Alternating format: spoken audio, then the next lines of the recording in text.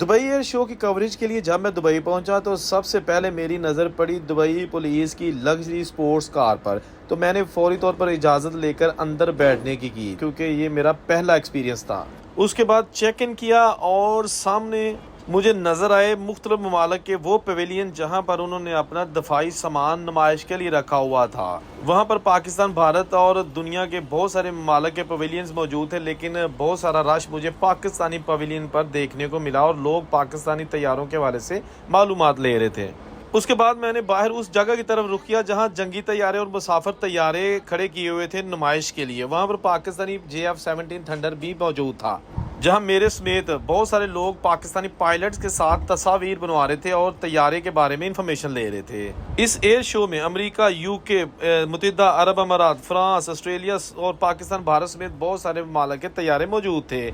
جبکہ ایمریٹس کے جدید اور خوبصورت مسافر طیارے بھی لوگوں کی دلچسپی کا مرکز بنے ہوئے تھے، خصوصاً دنیا کا سب سے بڑا مسافر طیارہ A380 ایئر بس، جس کے اندر کا بھی مکمل وزٹ کیا اور اس کی بہت ساری مکمل ویڈیوز بنائی۔ تو اس طرح یہ ایک بڑا ہی اچھا اور خوبصورت قسم کا ایکسپیرینس رہا۔